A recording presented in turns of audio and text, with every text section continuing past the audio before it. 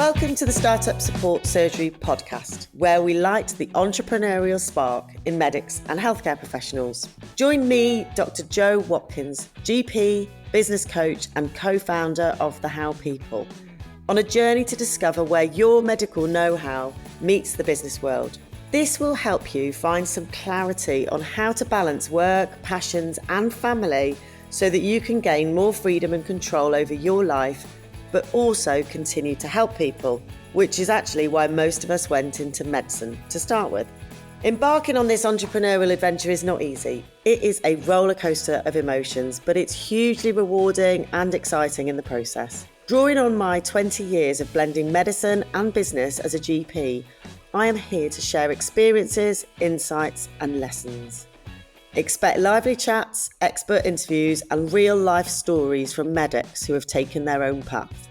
Let's break free from traditional healthcare norms and explore more innovative ways of making a real difference to people's health and well-being, along with paving the way for a brighter future for us as healthcare professionals. Oh, don't miss my free PDF called From Stethoscope to Startup, which is an 11-page guide in the show notes full of practical help and advice.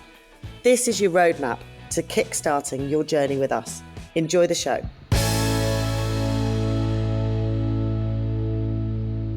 Well, hello. It's been a little while, but this is the beginning of a series of 6 special episodes over the summer.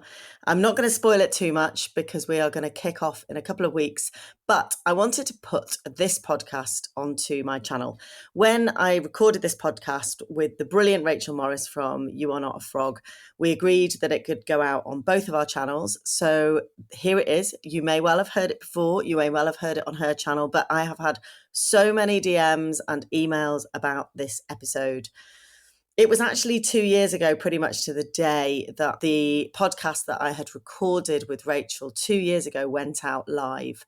At that time, I didn't really have a system. I didn't really have a way to be able to help people, but I knew that I wanted to grow what I had been doing a little bit on the side with a couple of clients, and I knew I wanted to get out there and help medics and healthcare professionals to get the confidence and the clarity to be able to go out there and start their own thing. So this feels like a real kind of coming of age recording now, 2 years later, Rachel and I chatting about everything. We cover some really, really important stuff here, not just for people that want to start a business, but people that are wanting to do something else outside of their day job. Honestly, I love working with Rachel so much. She's fantastic. She's got so much knowledge on this subject. So enjoy, and I will be back probably in 2 weeks' time with a first episode of 6 over the summer, and then we'll be back into series 3 proper starting in September. So I look forward to being in your earbuds wherever you are, on your walk, on your commute, on the school run, go around Tesco's, wherever you happen to listen to me. I am looking forward to getting back into it. So here we go, Rachel Morris and myself in a recording from the You Are Not a Frog podcast.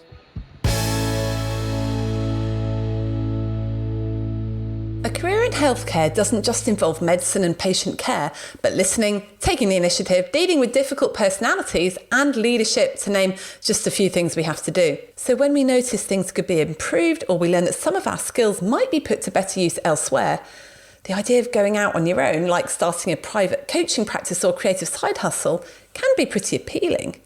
And I've talked before about how starting Wild Monday has been transformative for me.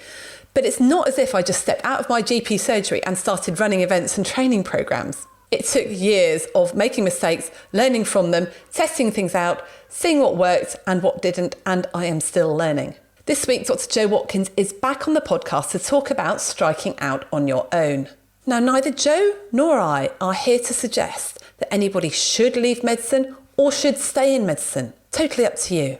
But if you've been thinking about what it might look like to have your own business, we've got some honest and practical advice to help you make an informed decision. If you're in a high-stress, high-stakes job like medicine and you're feeling stressed or overwhelmed, burning out or getting out are not your only options. I'm Dr. Rachel Morris, and welcome to You Are Not a Frog.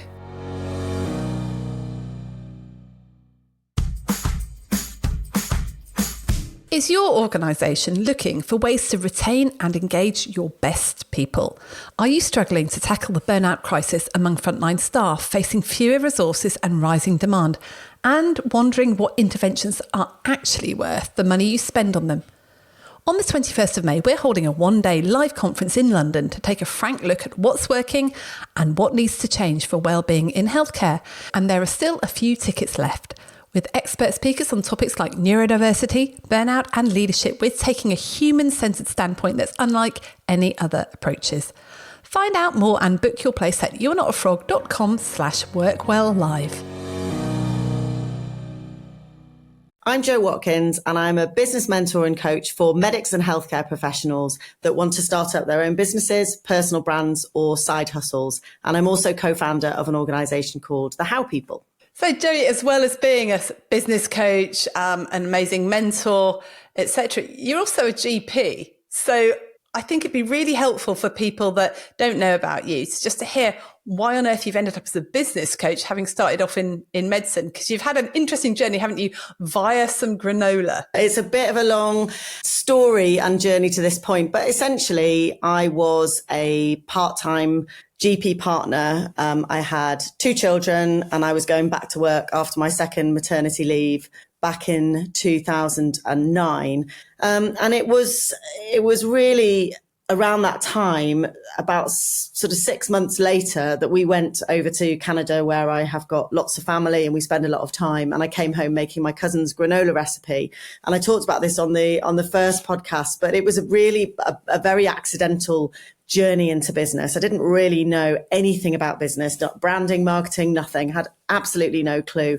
I very much created a business that retrospectively was not aligned with my values. I created a monster that involved me being chained to an oven or needing to employ lots of people in a factory unit where I lived, which just didn't line up with anything I wanted. But I didn't know what that problem was. I hadn't worked out that there was this disconnect. And then we had a period of travel, and that basically took me into this world of personal development, of growth, of online learning. And that was when the How People was born. We started out as an in-person supportive network for teenage girls, How standing for happiness, opportunities and well-being. It was all in person. It was all local. It was like a cool version of Guides. We were about to grow down the M4 corridor with our plan to have hubs of the business growing down the M4 corridor, and COVID happened.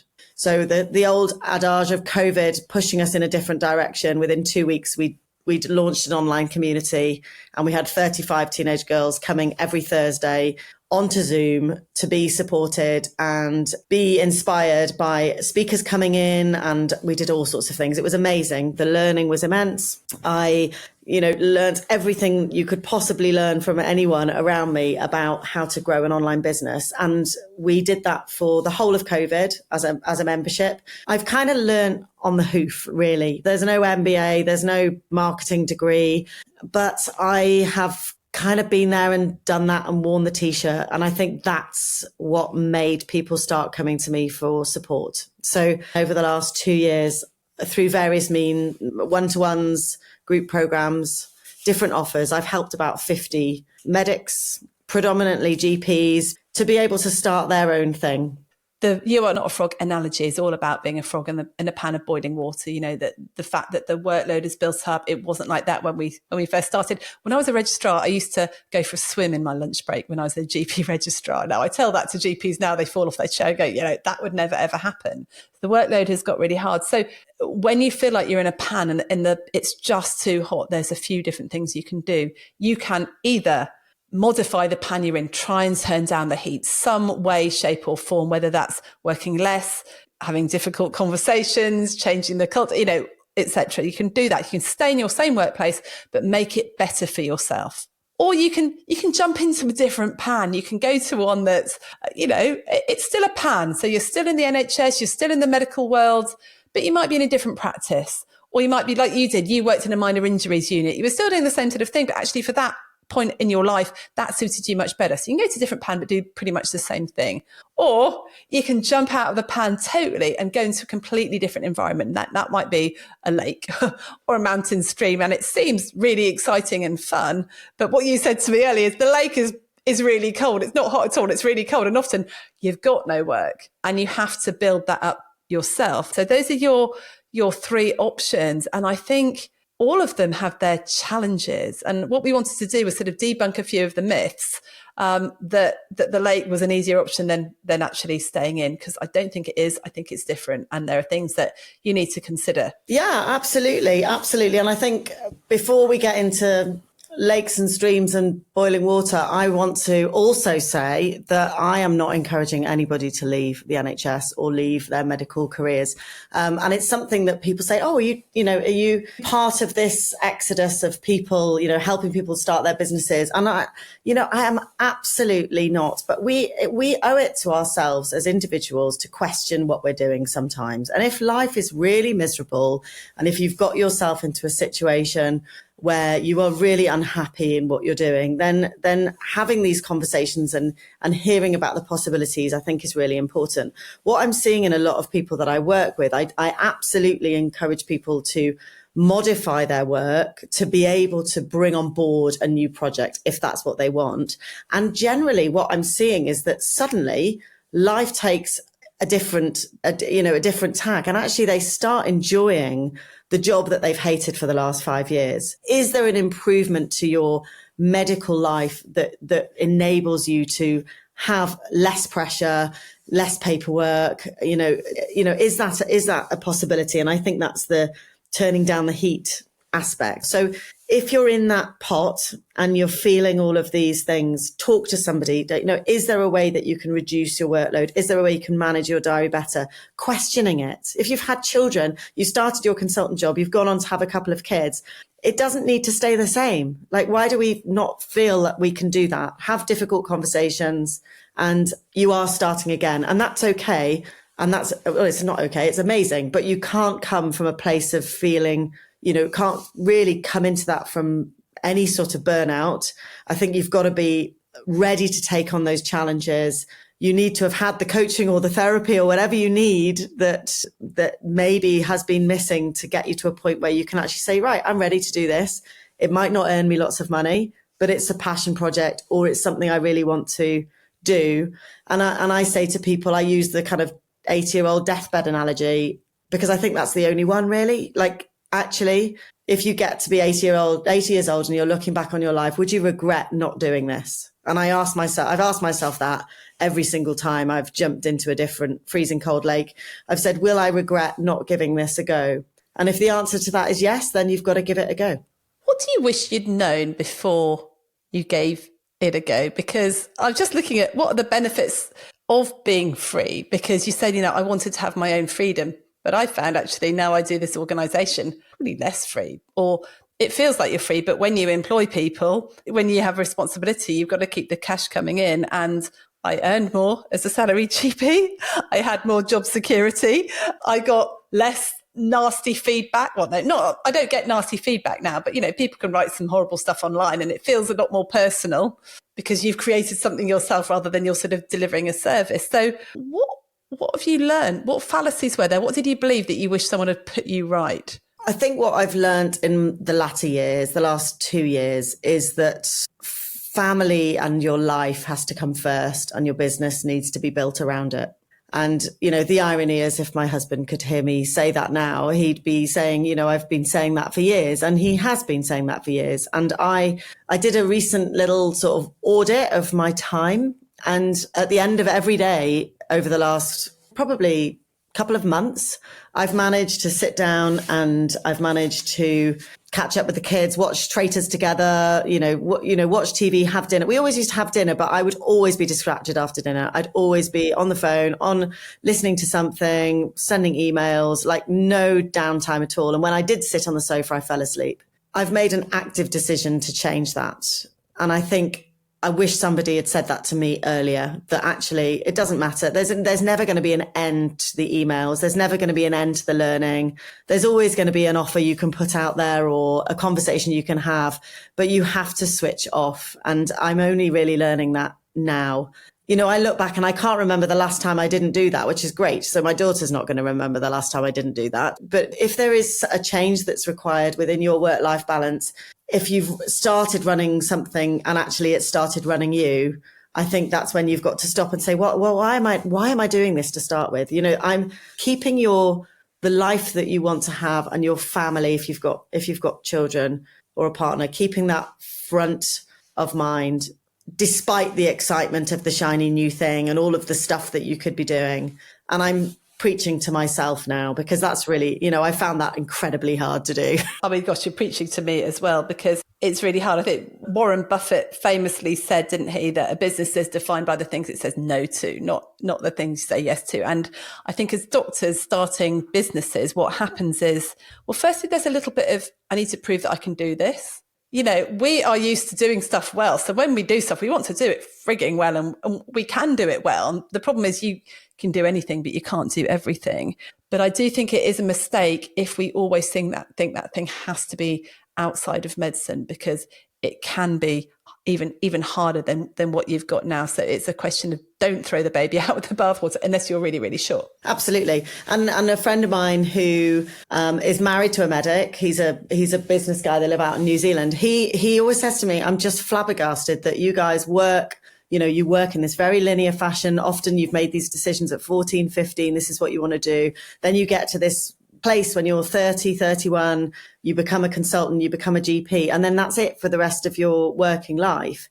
Whereas in business, you generally move position every 4 to 5 years once you reach that senior place. And you do have that change and that excitement and that growth. I do think that we can get very stale, and like you say, it can be within the medical confines. But this part of us, a lot of medics are very creative, and a lot of medics have had that squashed right out of them. The amount of people that have done art, GCSE, grade 8, this, and I think we're not very good at allowing ourselves to bring that creativity outside of a job. So we feel I think we still aren't very good with that self-care piece. That means, actually, do you know what? I'm going to go to pottery classes on a Thursday.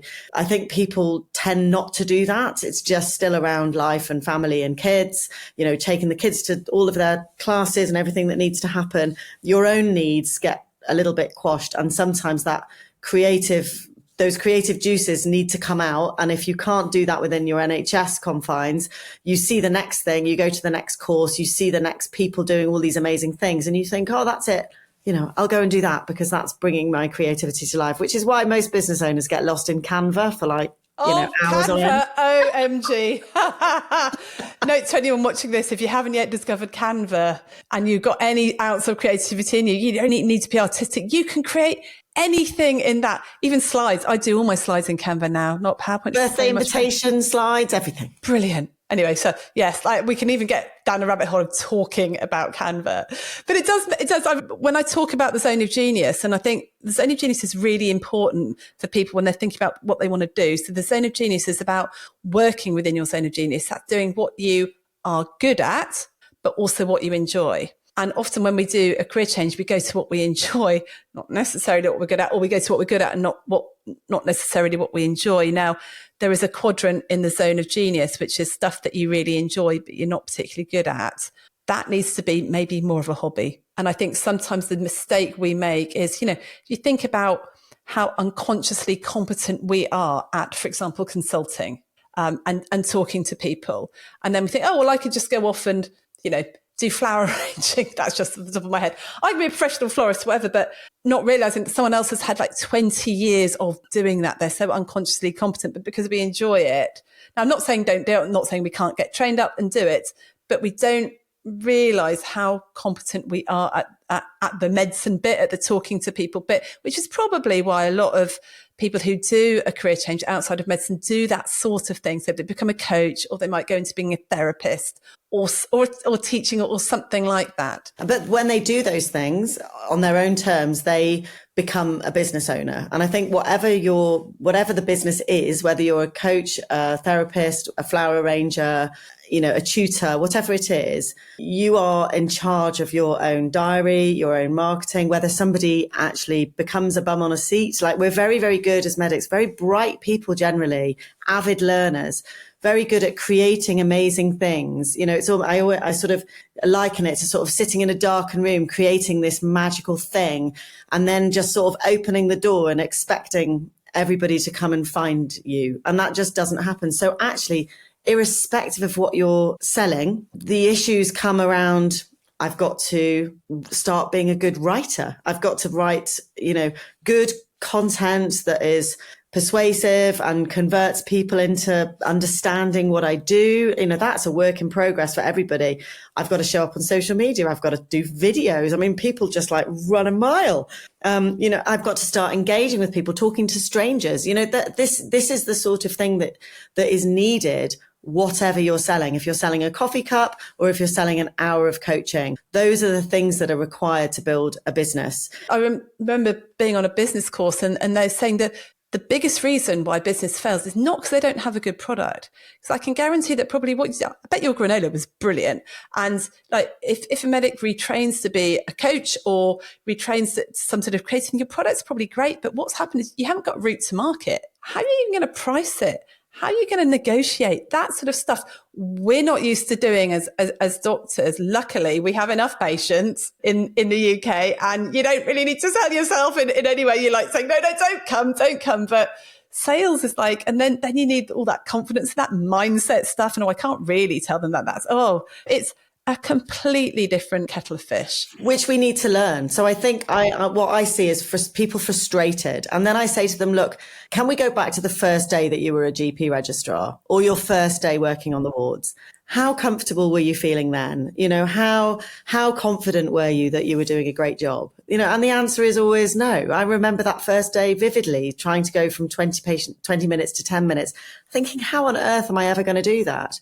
And now we don't think twice about that. So we are, learning every day and growing every day. And I think with the mindset piece around doing something outside of medicine, I think we struggle becoming beginners again. And actually that's what we're doing. We're experts and then we're becoming beginners in whatever it is. But don't just invest in the learning of the actual skill, invest in getting somebody, whether it's me or anybody else, to help you understand what is required for you to stand on your own 2 feet.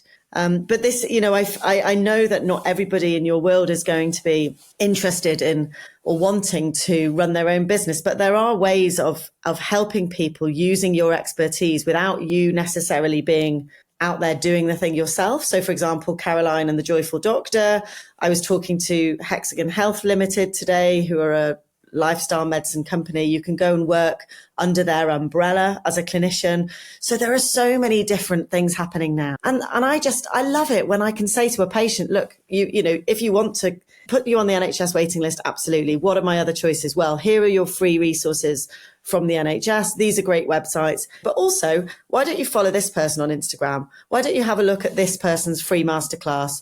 Why don't you consider having a one-to-one just to discuss lifestyle measures with this clinician? You've brought up some really helpful stuff there. The first one is almost starting your own business. I would say put that at the bottom of the list. Do it if you have to, because you will probably earn more money working as a doctor in your current thing, and you can, add in private or whatever. But do other stuff because you're interested, because it gives you the variety. I think it really diversifying helps with burnout, because it helps your brain use different bits of it, gives you a different type of team. But yes, join in with someone who's already doing it. So we have lots of people who are shapes trainers who can give our Shapes Toolkit course, and they can go and find their clients and they can deliver it. So that is one way you can do it. Coaches, you can go and work with another organisation, although I must say, there are a lot of coaches around. And I would say the best reason to train to be a coach right now is to use it in your current job. Use it in your current work. Use it with your team. Use it in your department to be a coach. It will make you a better leader. And Tom covers all of this in his course. We'll put links to his course down there as well. So it will add to what you're already doing, because it can be quite lonely doing it on your own, doing a business on your own, having to think of all the ideas, set it up. And I'm so lucky now I have a team around me. But at the time I was just trial and error, follow the system, follow whatever system. It's wonderful to meet you, Joey, and people like that. But if at all possible, I would say stay in your current job and diversify, do stuff within your work, because you've got that base, that security, but you're then using other skills.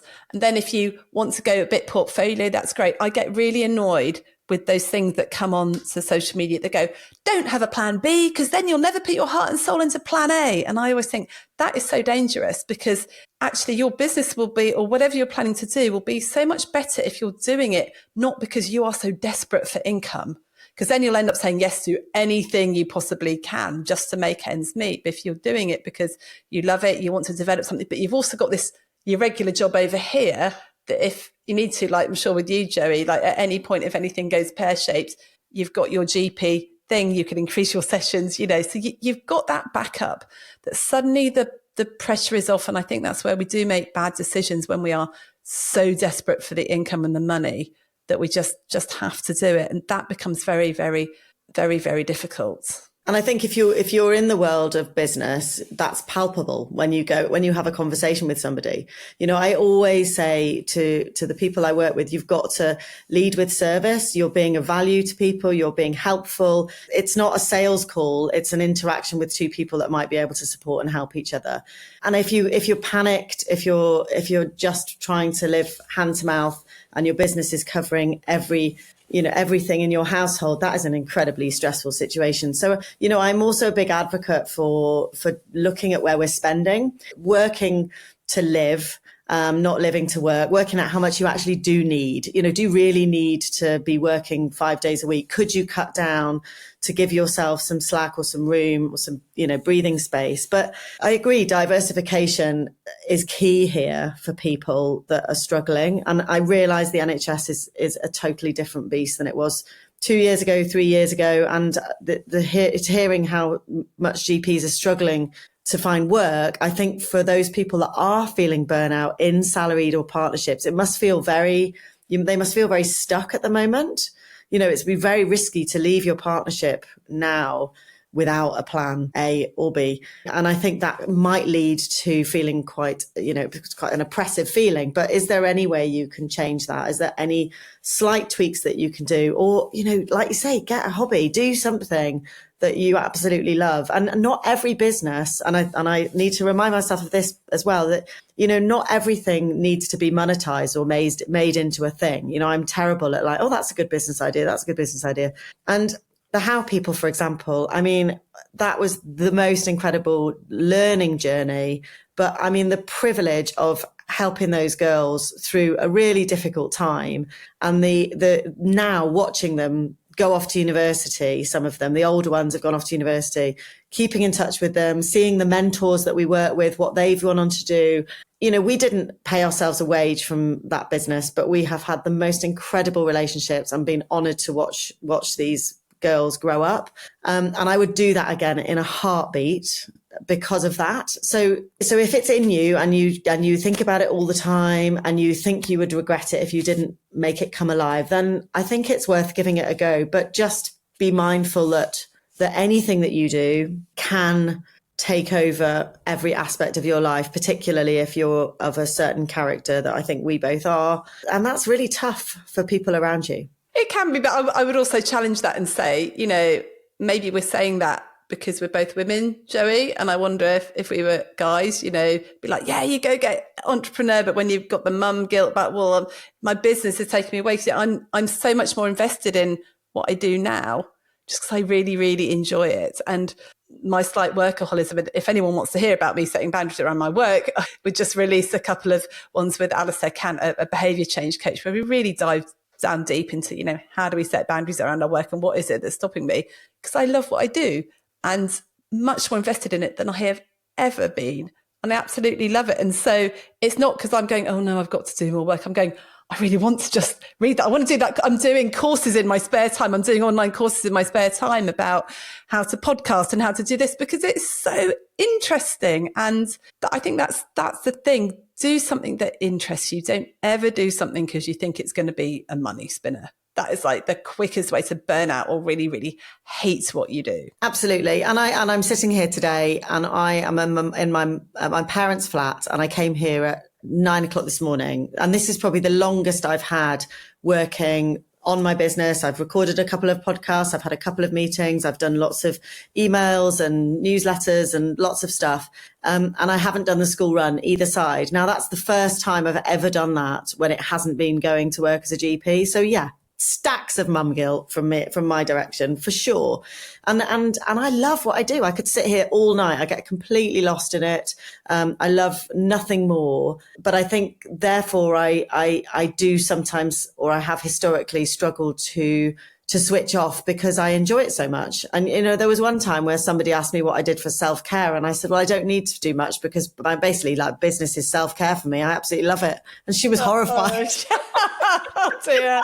But I've stopped that now. But I think that was the point where I thought, actually, I really need to not think of it quite that way. So yeah, there's heaps of mum guilt, heaps of, like you say, there's definitely a different thing about being a female. And I think this drive to want to make it work. I think when you do stuff outside of the day job that we've trained to do and that we're all quite good at, you're going to have your doubters. You're going to have your people that are like, well, why are you doing this? What are you doing this for? Like, what are you trying to prove? Like, who are you trying to prove this to? And who knows what that is, what voice that is, but it's there. And I think a lot of people are striving to prove something either to themselves, their previous selves, their future selves, or a chemistry teacher in my experience. Yeah. And I would also say that, if you had episodes of burnout when you were a doctor, if you do your own thing, your own business, you'll probably have episodes of burnout too, because you take yourself with you. You'll end up working just as hard on the new idea. You'll still struggle with setting boundaries. You'll still struggle. The biggest thing I struggle with is giving difficult feedback to people, actually saying what my needs are and when they aren't met, and when things haven't gone quite right, actually giving that difficult feedback, which I always struggled with as a GP, which is probably why I'm so obsessed with it. So that will always still come back to bite you. It's a slightly different environment, but you take yourself with you, unfortunately. We all have the same number of hours in the day, but what if there was a better way to approach those hours so you could get more done, have more energy for the things that are most important, and feel very different when you get to the end of your day? On the 7th of May, we're holding an online event with 3 workshops to change how you think about time. You'll explore how to manage your energy and not your time with Dr. Sarah Coop. Podcast favourite guest and best-selling author Graham Olcott, the productivity ninja, is joining us to talk about how we can unlock a superhuman productivity mindset without wearing ourselves out. And I'm going to talk to you about how to work smarter, but not harder, for a bigger impact, using a special tool to be able to work out of all those important things that you have to get done, which are the ones that you should really focus on. These are practical virtual workshops for people in high-pressure jobs with never enough time to get everything done, especially for you if you found normal productivity advice just doesn't work in your job. So join us live, or you can catch up on demand with downloadable resources you can use to claim for CPD, including our brand new Say No Cut and Paste email templates to help you clear your inbox without the stress. Go to youarenotaFrog.com/time to book your ticket. I'm just wondering if it would be really helpful to people if we just literally listed all the different things that we have seen doctors go into and do, either as part of a portfolio career or as their own business, because I do know that people always say they struggle to know what's out there. And I think it is hard because I think a lot of the jobs that people go into, or the roles that go into, they're not advertised. Okay, well, the 3 people that I tend to see that want to start their own businesses tend to be either they've done some menopause training of some sort, they've done coaching training of some sort, or they've done the lifestyle medicine diploma or functional medicine. Those seem to be the 4 things that people are doing and then wanting to go alone. I would add a caveat to all 4 of those things. There has to be an interest level for you, but also you need to think about what you're going to do with it afterwards. Okay. And my last caveat is, if you are going to become a coach, then find this intersection between your expertise and that coaching. Don't just go out there and be a generic coach helping everyone with everything. Where does this fit into your expertise, and be as niche as possible? Because there are lots of people out there claiming to do the same thing and help the same people. As our American colleagues would say, the riches are in the niches. The riches are in the niches, correct. In fact, if anyone's interested in why, because if you are, say, maybe say you're a gardening expert and you're really good at growing, small plants in small gardens. You meet someone at a party and you go, do you know anyone who wants to learn how to garden? They'd be like, not sure.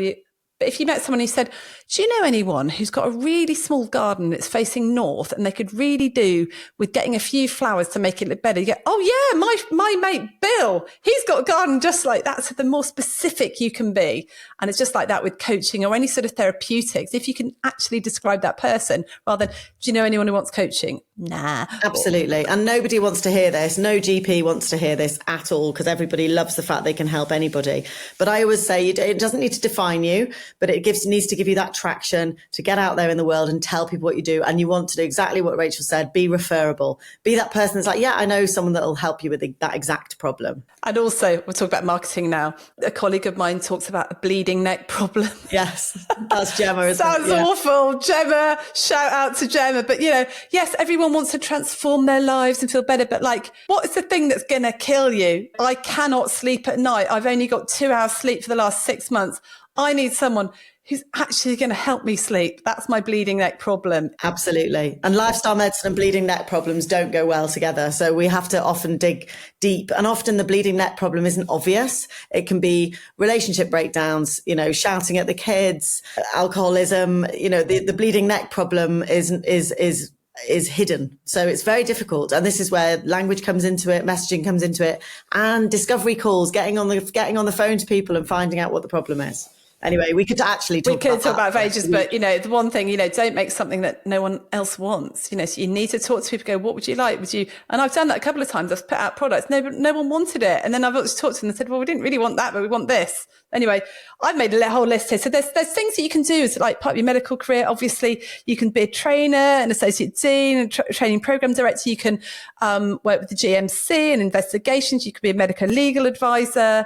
You can do all sorts of things like menopause advice, lifestyle medicine, functional medicine, all those sorts of things. You can be a coach, you can be a therapist, psychotherapeutics. You'd obviously need some training for a lot of that. You do Botox like you did there, Jo. So anything into the medical field you could do. But also I've known people that have been professional athletes, become teachers, done some mirror art, done dog breeding, gone into pharma, and done drug discovery or even pharma sales or work for NICE, doing research, running clinical trials. Some people I know have become teaching assistants because they wanted to go in and help. And someone I know that was really high up in management, our local hospital, now works as a carer for old people, and she has a few people and she absolutely loves that. I think university is a good one, isn't it? And there are so many universities now popping up all over the place, not just medical schools, but working within either within teaching or within the mentoring capacity within the university. You've also got health tech companies and private companies. I'm seeing a lot of people that are going with the flashing lights of, I'm going to match you with a venture capitalist and we're going to make this business idea come alive. I'd be very, very wary of those sorts of promises. I know a few people that have gone, like you say, jumped out of the saucepan straight into a health tech VC backed business. Disaster. So just be really mindful of that. But yeah, and I've got a friend who's a travel coach. So she's not a travel agent, but she's a travel coach. She's using her expertise to support other people that want to travel adventurously. She's amazing. Somebody that's become a jeweler, learned to be a silversmith. So, is this about your passion? Is it a passion and creativity? Is it about your money? Is it about money? Is it about your mental health? What is the reason? And I guess it comes back. We touched on the banoffee pie thing, which I won't go into that story. But when anyone comes to my free webinars that I run once a month, I talk about the banoffee pie business model and the biscuit base. Banoffee pies can look amazing, but taste rubbish because the biscuit base is all wrong. You've got to get your solid, good, digestive biscuit base, and that is your why. Like, why are you leaving medicine? Why are you looking for something else? Why are you wanting to do this thing? Because actually you can go down a path, as I did with granola, which creates a bit of a monster. So whether it's a business or a hobby, or whether it's something outside of medicine, something within medicine, just consider those things before you launch headfirst into it. I think you need to understand you're actually never going to be as good at something as you were at your medical job to start off with. And that is the problem. And also you are often jumping into a pond where there's a lot of other fish doing the same as you. And so you might not have the overwhelm of the patients, but you might get the other problem in that you haven't got enough people. And then you also get the green-eyed monster So green-eyed monsters in a cold lake with lots of other fish. There's our analogy for the day. So they're in it's cold, it's a new environment. There are lots of other people in there that are used to that environment, and maybe it's warmer for them. And the green-eyed, you get a bit jealous and a bit overwhelmed by other people's content or how good other people seem to be doing things. As soon as somebody comes along and maybe they've started after you, and actually they're putting things out and making themselves uncomfortable. And then you feel like, well, if they're doing it, I should be doing it. And then eventually you just think, well, I'll just give up. It's not for me. And that's a real shame. Yeah, because there's actually, if someone's doing the same as you, that's a good sign. That means there's a market for it. So you should be encouraged by that. So there are lots of things you can do. I think the message we're trying to get out there, Joey, is that it's not going to solve all your problems, leaving medicine, doing something different. You need to know what your why is. And if you can make it work where you are, but by maybe diversifying and doing something different, that is also just as good and will really help too. What do you wish you'd known? I know I've asked you that before, but sort of looking back, what would your 3 top tips for people be? I've never said this out loud, but I wish I hadn't left my partnership so soon, because I actually had a really great bunch of people behind me. And I was able to do things 3 days a week that would have enabled me to be able to grow a business. But I was growing something that was outside of what I really wanted to do. So in summary, what I'm saying is that I wish I'd thought about my why sooner. I wish I'd maybe kept a bit more balance for a bit longer. I'm not saying for much longer, but I left very early in the process. So I wish I'd thought about my why. I feel like every single point I've got to, you could look back at what I've done over the last 15 years and say, oh my God, there's a girl that doesn't know what she wants to do. She's a bit scatty. She goes from one thing to the other.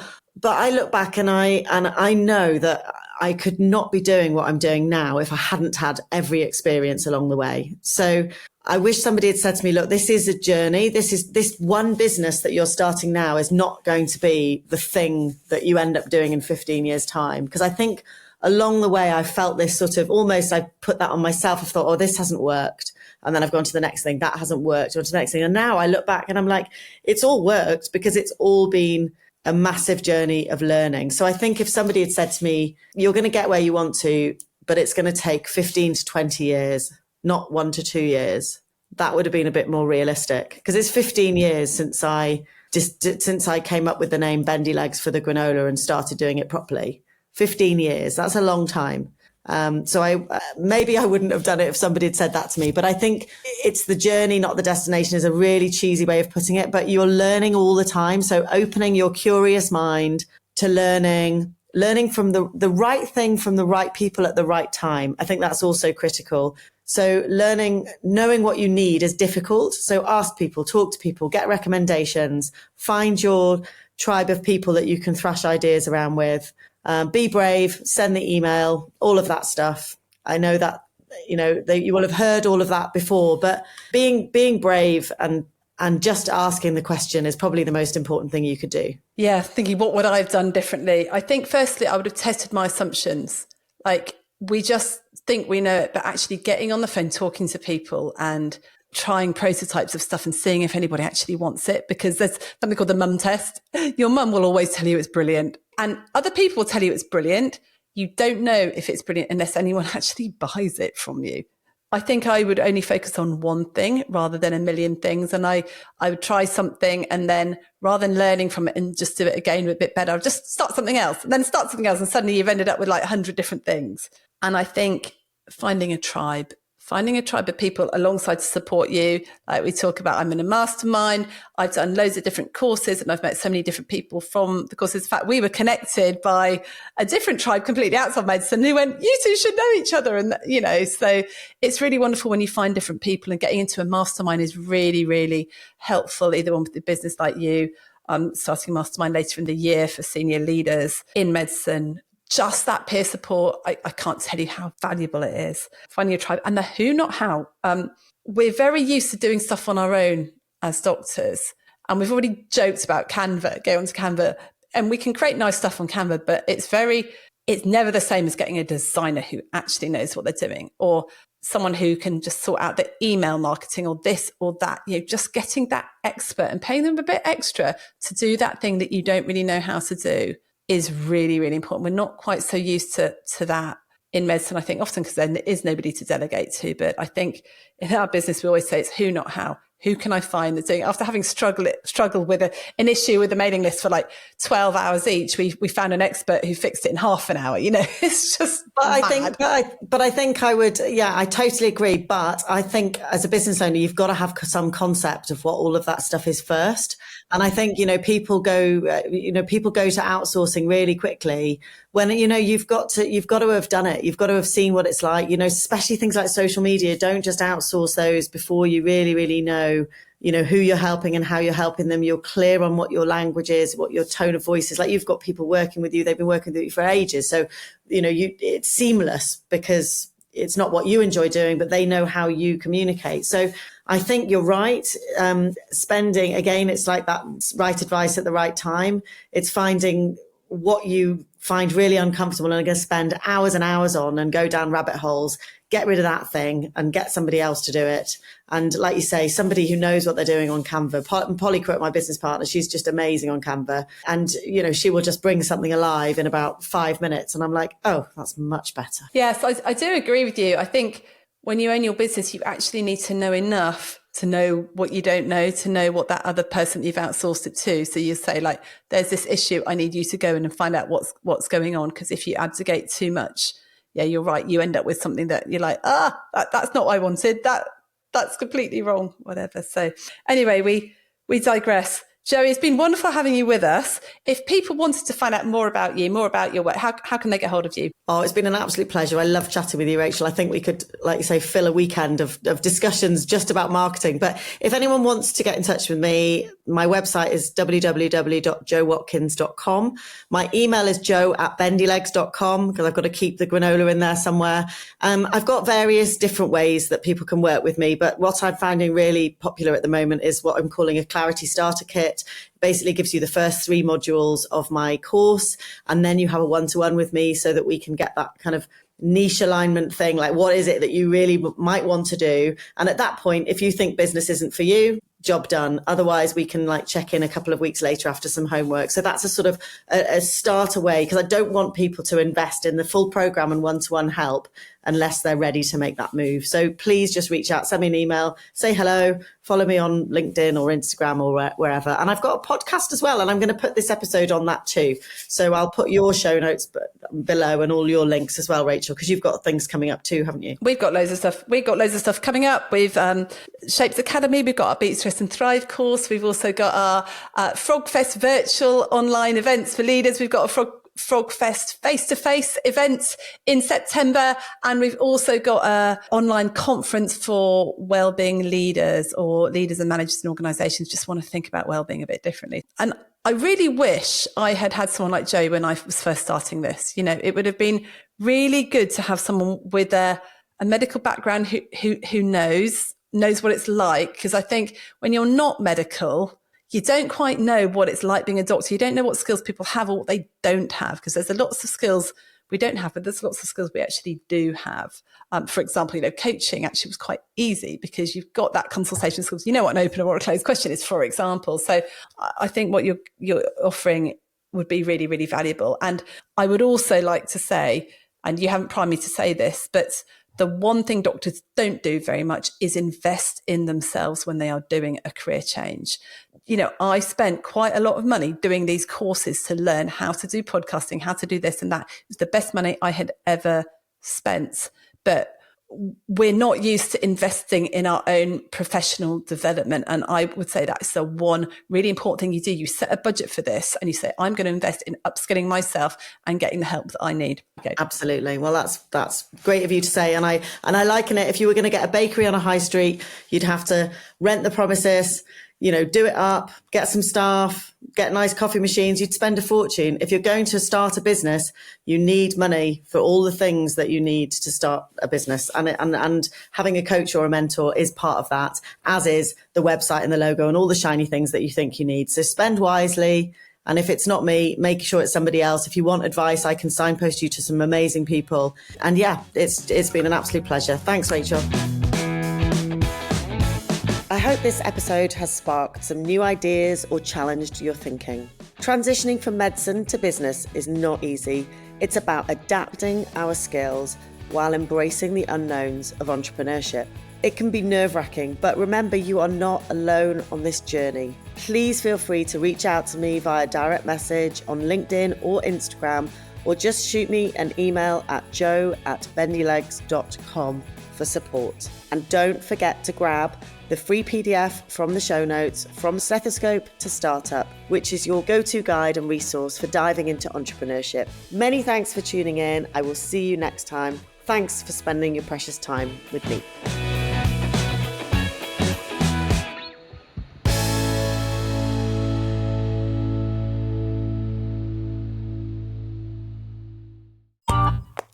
This has been a Monkey Pants Productions podcast.